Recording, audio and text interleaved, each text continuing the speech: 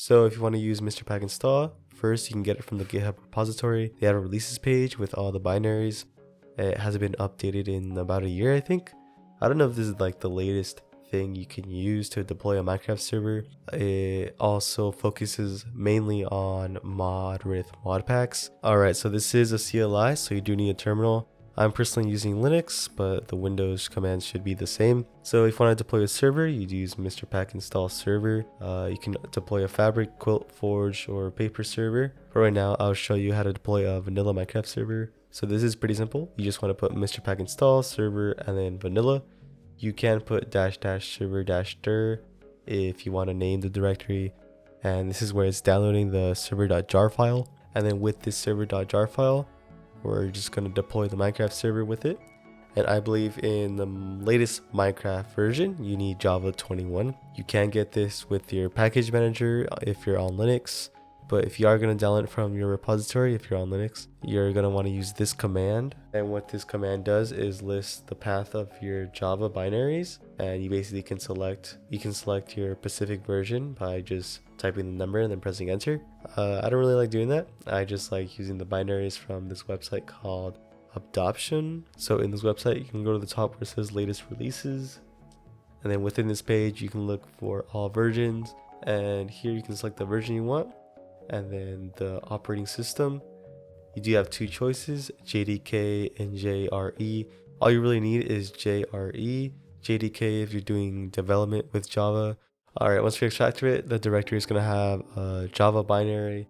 So with this Java binary, we can finally run the server.jar file. So you just locate the binary and then just put -jar and then the server.jar file. And when you first run this file, it's going to fail because you have to answer the EULA. And basically inside this file, you just got to replace false with true. And once you do that, we can run the same command again. And this will finally deploy the Minecraft server with the port 25565. Alright, let's just run Minecraft. I'm using Prison Launcher for my Minecraft launcher.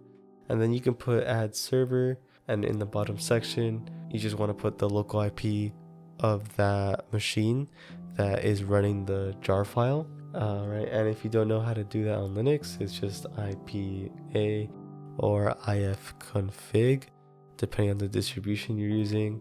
And if you're on Windows, you want to use ipconfig. Your local IP address usually starts with 992, or it can start with 10.0.0. And then after inserting the IP address, you just put :25565.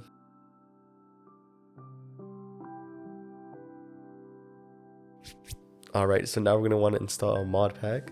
Alright, so you can go to modrinth, and here, for example, we're just going to use cobblemon. I haven't tested this, so I don't know if it's going to work. It's always pretty iffy with mod packs, just because it's mods and there's dependencies to those mods, and sometimes the server breaks if you have a mod. Alright, so to get the URL, so you just want to go to download, and then on the game version, you just want to have a version of Minecraft that you can use Java with. So right here, we're just going to put 1.20.1 since we can just use Java version 21. And then you just want to copy the download link. And then finally, we can use mrpack-install and then just the download link.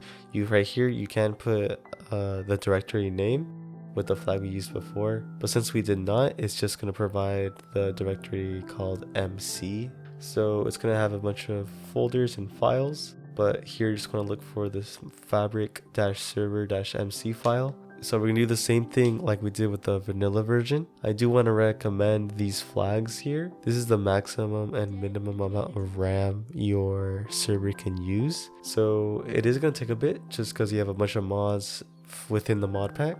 And then it's going to fail again because once again you have to answer the EULA. There is going to be a bunch of errors. That's pretty common with mod packs, but the only warning or error you want to take care of is when it just breaks your server. Alright, and then I just download cobblemon and Prism Launcher and just get the same game version as I installed for this server. And I found this pretty weird.